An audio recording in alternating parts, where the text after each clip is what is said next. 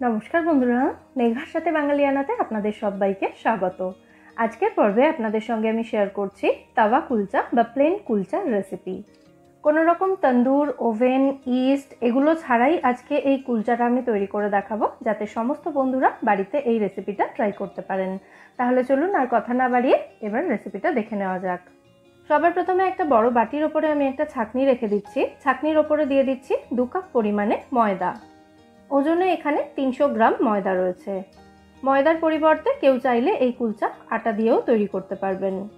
প্রথম কাপটায় ময়দা একটু কম ছিল, সেজন্য আমি শেষে আরও একটু ময়দা দিয়ে দিলাম।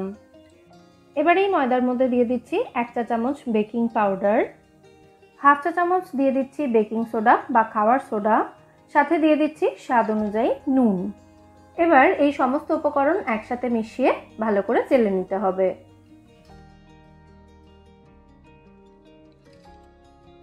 সমস্ত উপকরণ চেলে নেওয়া হয়ে গেলে এর মধ্যে দিয়ে দিচ্ছি আমি 1 চা চামচ পরিমাণে চিনি। চিনিটা দিয়েও ভালো করে মিশিয়ে দিলাম। তারপর দিয়ে দিচ্ছি 2 টেবিল চামচ পরিমাণে রান্নার তেল। তেলের পরিবর্তে আপনারা গলানো মাখনও এখানে ব্যবহার করতে পারেন। এবার ময়দাতে ভালো করে ময়ান দিয়ে নিতে হবে, মানে তেলটা ময়দার সাথে ভালো করে মিশিয়ে নিতে হবে হাতের মধ্যে এভাবে ঘষে ঘষে। ময়দাতে ভালো মতো ময়ান দেওয়া হয়ে গেছে। এবার আমি এর মধ্যে দিয়ে দিচ্ছি 1/2 কাপ পরিমাণে বা 100 গ্রাম পরিমাণে টক দই। ফ্রিজে রাখা ঠান্ডা টক দই কিন্তু এখানে ব্যবহার করবেন না, বা কোনো উপকরণই কিন্তু ঠান্ডা অবস্থায় এই রেসিপিতে ব্যবহার করা যাবে না। টক দইটাও ময়দার সাথে ভালো করে আমি মিশিয়ে দিয়েছি। এবার এই ময়দাটাকে আমাদের মেখে নিতে হবে। আর ময়দাটা মাখার জন্য আমি এখানে উষ্ণ বা হালকা গরম দুধ ব্যবহার করছি। তবে এর পরিবর্তে আপনারা জল দিয়েও কিন্তু ময়দাটা মেখে নিতে পারেন। আর রেগুলার রুটি বা পরোটা বানানোর জন্য আমরা যেরকম ময়দা বা আটা মেখে থাকি সেরকম নরম করেই কিন্তু এটাকে মাখতে হবে। ময়দাটাকে মেখে একটা সফট ডো বা মন্ডো আমি তৈরি করে নিয়েছি। এবার এটাকে ঢাকা দিয়ে 15-20 মিনিট মতো এটাকে এভাবেই রেখে দেব। প্রায় 20 মিনিট পর এবার আমি ঢাকনাটাকে খুলে নিচ্ছি। আমাদের ময়দার মন্ডোটা এখন ভালো মতো সেট হয়ে গেছে। তো এটাকে আবার 20-25 সেকেন্ডের জন্য একবার হালকা হাতে মেখে নিয়ে তারপর সমান মাপের কয়েকটা লেচি কেটে নেব। প্রত্যেক দিন রুটি বানানোর জন্য আমরা যেরকম সাইজের লেচি কেটে থাকি তার থেকে সামান্য একটু ছোট করে লেচিটা আমি কেটে নিচ্ছি। আর 300 গ্রাম ময়দার এই মন্ডোটা থেকে আমি সমান মাপের 8টা লেচি কেটে নিয়েছি। এবার এই লেচিগুলো আমাদের বেলে নিতে হবে, তার জন্য আমি এখানে বেলন চাকি নিয়ে নিয়েছি। আর ময়দার মধ্যে যেহেতু ভালো করে ময়ান দেওয়া রয়েছে, তাই এই লেচিগুলো বেলতে তেল বা শুকনো ময়দা কোনোটারই কিন্তু প্রয়োজন হবে না। এমনিই এটা খুব সুন্দরভাবে বেলে নেওয়া যাবে। দেখতেই পাচ্ছেন আপনারা।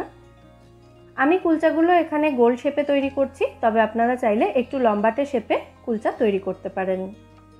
লেচিটাকে সামান্য একটু মোটা করেই আমি বেলে নিয়েছি, মানে রুটির মতো অতটা পাতলা কিন্তু এটা নয়। বেলে নেওয়ার পর কুলচার ওপরে এভাবে একটু কালো জিরে এবং কুচনো ধনেপাতা ছড়িয়ে দিচ্ছি। তারপর আরও একবার এটাকে বেলে দেবো হালকা হাতে, যাতে কালো জিরে এবং ধনেপাতাটা এই কুলচার গায়ে ভালো মতো স্টিক হয়ে যায়। তো একই রকমভাবে বাকি সমস্ত কুলচাগুলো আমাদের বেলে রেডি করে নিতে হবে। এবার কুলচাগুলো ভাজার পালা। আমি একটা ফ্রাইং প্যান গরম করে নিয়েছি, তবে যেহেতু এটা তাওয়া কুলচা আপনারা তাওয়াতেও তৈরি করতে পারেন। ফ্রাইং প্যানে কুলচাটা দেওয়ার পর লো টু মিডিয়াম ফ্লেমে এটাকে 1.5 থেকে 2 মিনিট মতো রেখে দিতে হবে। আর অবশ্যই এই সময় ফ্রাইং প্যানটাকে ঢাকা দিয়ে রাখতে হবে। দেখুন কুলচাটা কিন্তু বেশ অনেকটা পরিমাণে ফুলে উঠেছে। তো এবার এটাকে আমি উল্টে দিয়ে আরও একটা পিঠ সেঁকে নিচ্ছি। এক একটা কুলচা পুরোপুরি রেডি হতে সময় লাগবে 3 থেকে 4 মিনিট মতো।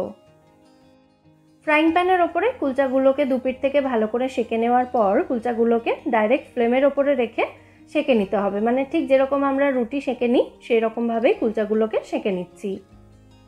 এতে কুলচাগুলোর ওপরে একটা পোড়া পোড়া এফেক্ট আসবে, মানে তন্দুরে তৈরি করা কুলচাতে যেরকমটা থাকে আর কি।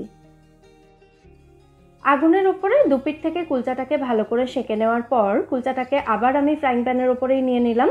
এবার কুলচাটার ওপরে আমি একটু বাটার ব্রাশ করে দেব। একটু বাটার ব্রাশ করে দেওয়া হলে কুলচাগুলো যেমন খেতে ভালো লাগবে, তেমনই কুলচাগুলো অনেকক্ষণ পর্যন্ত সফট থাকবে। একই পদ্ধতিতে ময়দার ডো বানিয়ে আপনারা কিন্তু যে কোনো পুরভরা কুলচা তৈরি করতে পারেন।